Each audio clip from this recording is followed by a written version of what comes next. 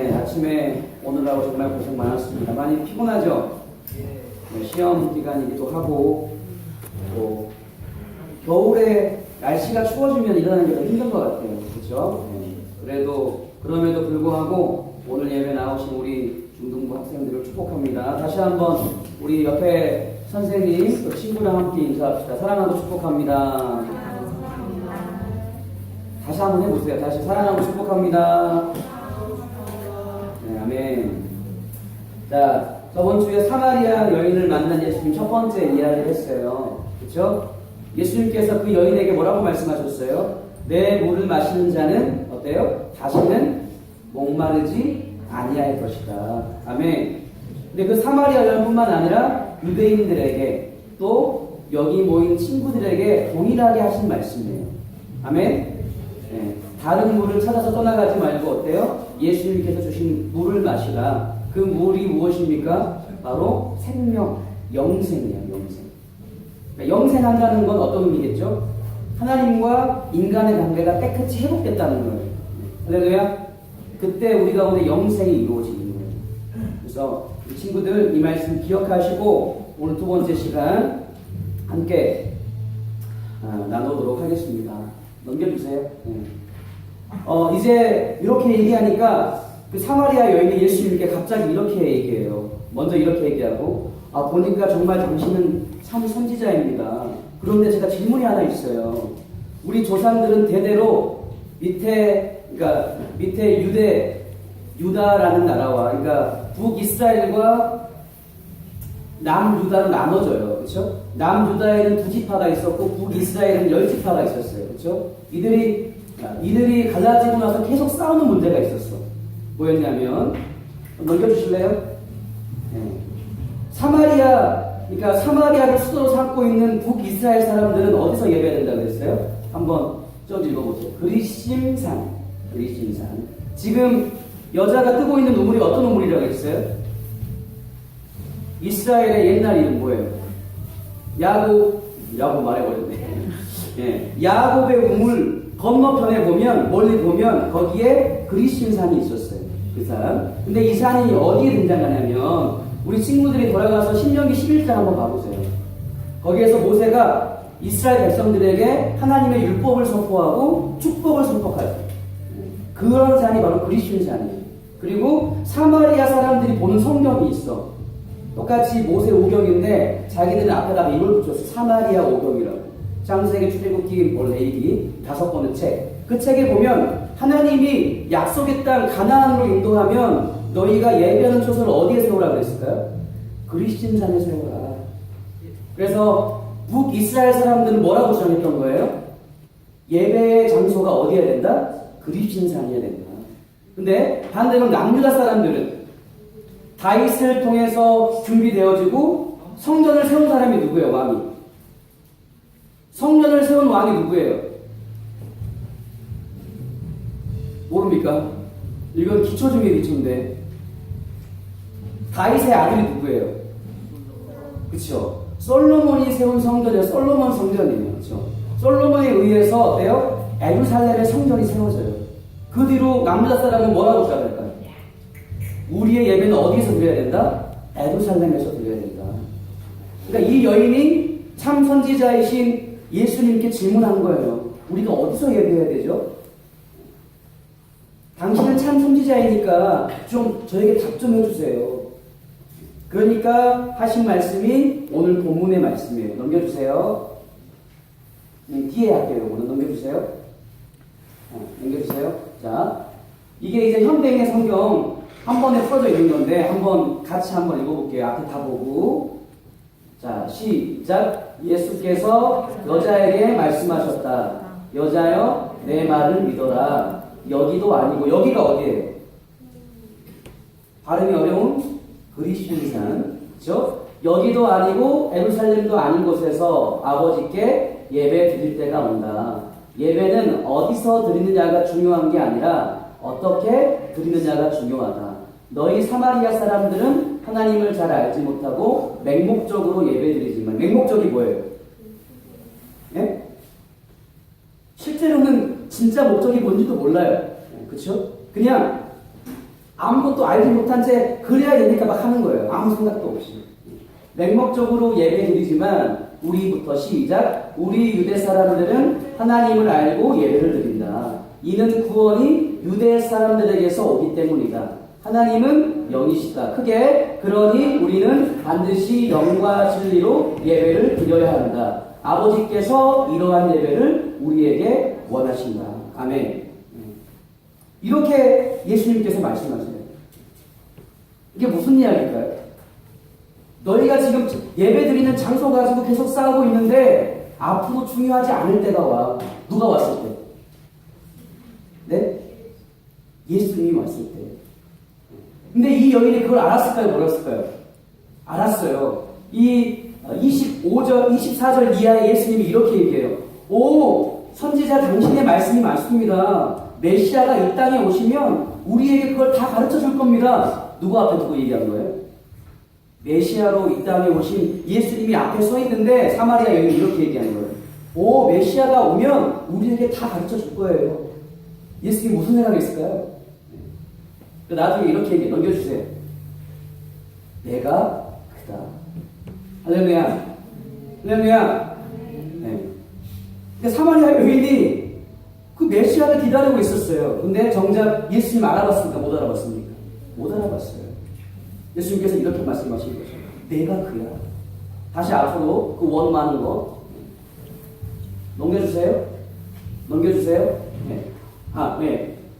유대인이고 사마리아 여인이고 어때요? 이 땅에 오신 예수님을 알아봤습니까? 못 알아봤습니까? 그들은 굉장히 종교적이었고 성경의 지식도 있었고 그렇지 않아요. 사마리아 여인이 참 수준이 낮은 사람인 줄 알았는데 질문이 어때요? 꽤 수준이 있잖아요. 종교적이고 또 성경의 지식도 있고 또 야곱의 이스라엘의 전통도 다 끼고 있어요. 그런데 이 앞에 계신 누굴 못 알아봤어요? 예수님을 못 알아봤어요. 자, 여러분의 생일이라고 생각해 봅시다. 그런데 생일상을 차리고 막 집안이 난리가 났어.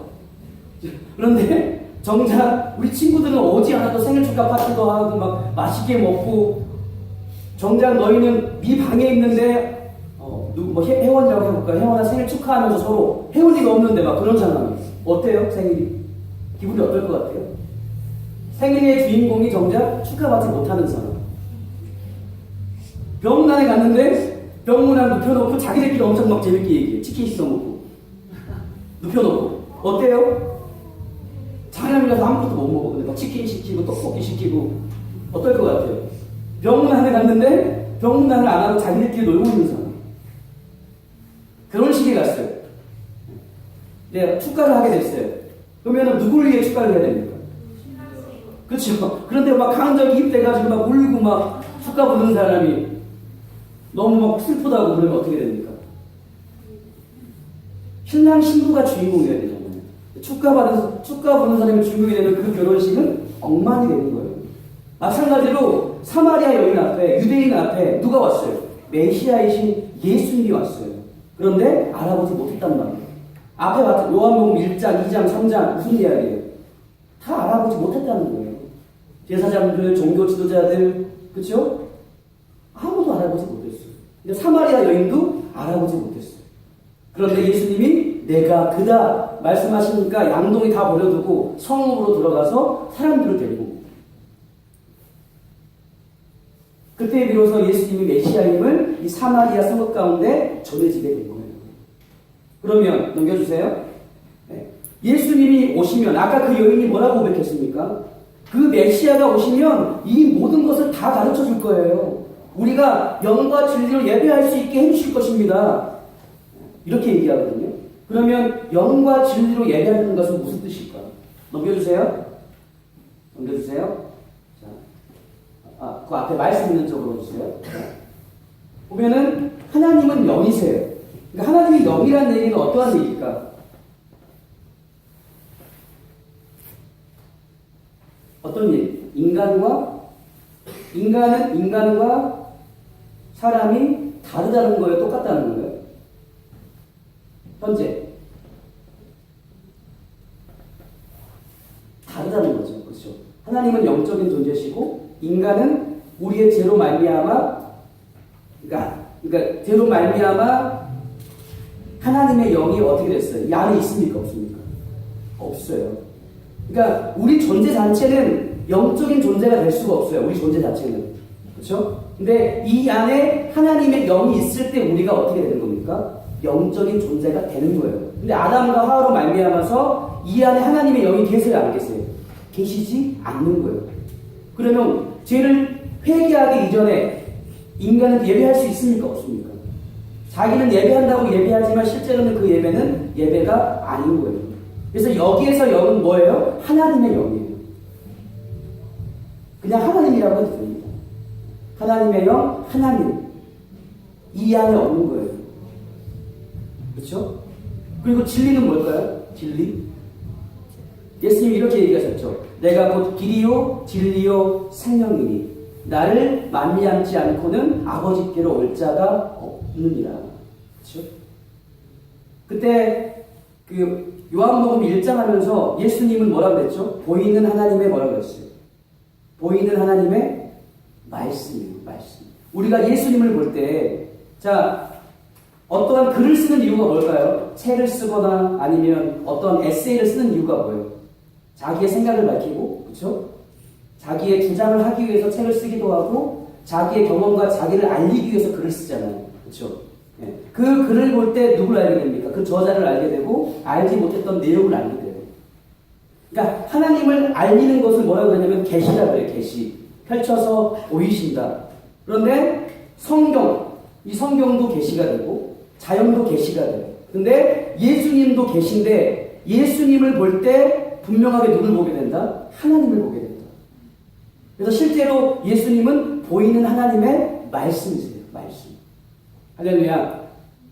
그러니까 하나님의 영과 예수님으로 어떻게 한다? 예배한다는 거예요. 그런데 이 하나님의 영이 내 안에 존재하려면 어떻게 해야 돼? 우리가 니고데모처럼. 니고데모에게 예수님이 이렇게 말씀하시잖아요. 네가 다시 태어나야 된다. 아멘? 아멘? 그 다시 태어나는 건 어떻게 다시 태어납니까? 예수 그리스도의 십자가의 죽으심과 부활을 굳게 믿고 예수 그리스도를 내 삶의 주인으로 영접할 때 그때 새롭게 되는 거예요. 그러면 동시에 뭐 어떻게 됩니까? 하나님의 영이 우리 안에 거하시게 되는 거예요.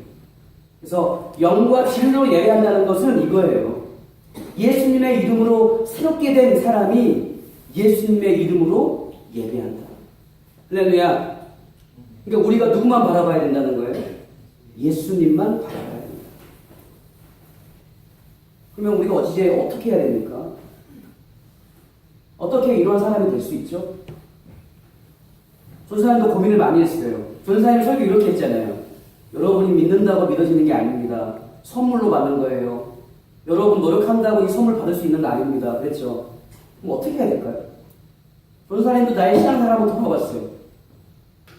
이거 내가 노력해서 얻었나? 이 믿음을? 그렇지 않은 것 같아요. 그렇죠? 친구들 어때요? 예수님 믿는 믿음, 여러분이 무엇인가 시험 공부처럼 시험 공부를 하면 어때요? 좋은 결과를, 그러니까 공부한 만큼 얻게 되잖아요. 구원이 그런 건가요? 믿음이 그런 거예요?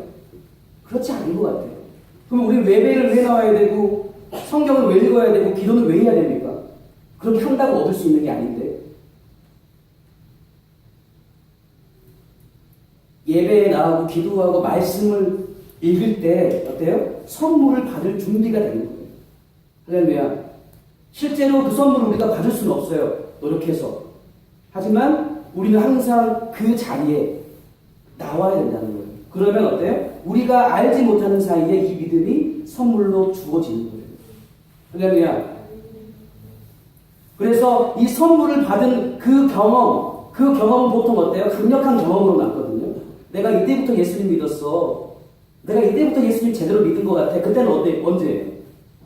그냥 열심히 예배하고 열심히 기도하고 말씀 읽었는데 강력한 그 경험한 그 한순간을 뭐라고 해요? 내가 그때 예수님 제대로 믿기 시작한 것 같아. 이렇게 고백하는 거예요. 미리 알았어요. 얻을 줄 알았어요. 기도라서 보니까 그때가 그랬다고 얘기했어요. 그때가 믿음을 선물로 받은 때였네. 이렇게 고백하는 거예요. 할렐루야. 조금 어렵나요? 그래서 이렇게 믿음을 선물로 받은 자가 영과 진리로 예배할 수 있게 되는 겁니다. 그러면 이 예배당은 중요한 게 아니에요. 누가 중요합니까? 예수님의 이름으로 너희가 그나 되었느냐? 아니면 예수님의 이름으로 예배하고 있느냐? 여러분의 영이 새롭게 되었느냐? 이게 더 중요한 겁니다. 그래서 우리 친구들이 학교에 가도 예배하는 장소가 될 수 있는 것이고, 가정이 예배하는 장소가 될 수 있는 것이고, 여러분이 혼자 서 있어도 그곳이 예배하는 장소가 되는 거예요. 단지 이곳이 아니라. 그래서 이렇게 될 때 로마서 12장 말씀의 고백처럼, 바울의 고백처럼 너희를 산제물로 드려라. 거룩한 산제물로. 한순간, 이 한 시간을 예배 드리는 게 아니고 어때요? 모든 순간이 예배가 되게 해요. 할렐루야. 영과 진리로 예배하는 자만이 그렇게 예배할 수 있는 겁니다. 말씀을 마무리하겠습니다.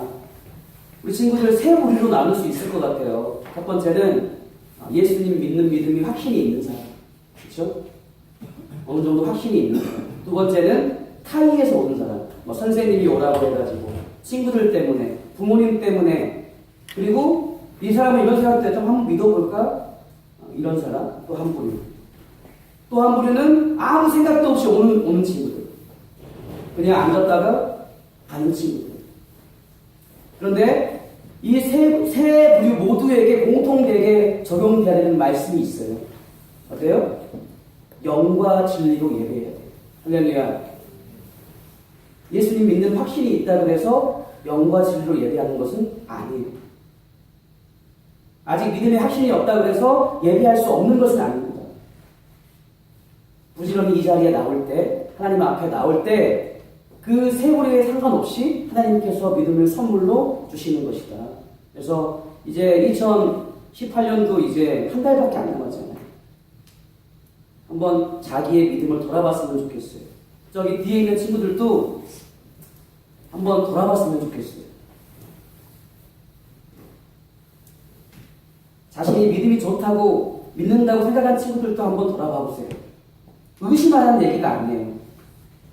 한번 그 믿음의 선물을 받은 순간이 확실히 있는지 한번 돌아보라는 거예요. 또 믿을까 하는 친구들, 또 부모님 때문에 나오는 친구들, 여기 예수 그리스도께서 서 계십니다. 그 앞에 두고도 다른 것을 찾아 헤맨다니 얼마나 불쌍하겠어요. 그렇죠? 우리 친구들 남은 한 달 동안 더 열심히 구하시고 기도하시고 공부하는 만큼의 한 10분의 1만 투자하면요, 우리 친구들 진짜 장담하건대 여러분의 삶이 바뀌어요. 그러니까 삶이 바뀐다는 거는 생각하는 게 바뀌는 거예요. 공부하는 거 10분의 1만 한번 투자해보세요. 성경 읽는 거, 기도하는 거, 좀 예배에 집중도.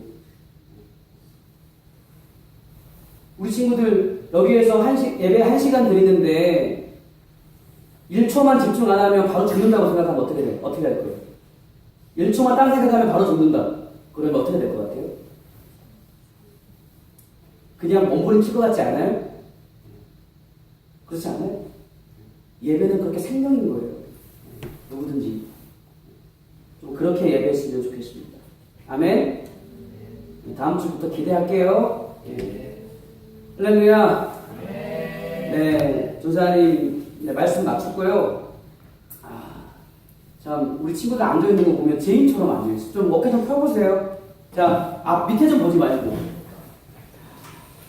아니 이렇게 우리 친구들 고개 숙이고 무슨 생각하는지 모르겠어요.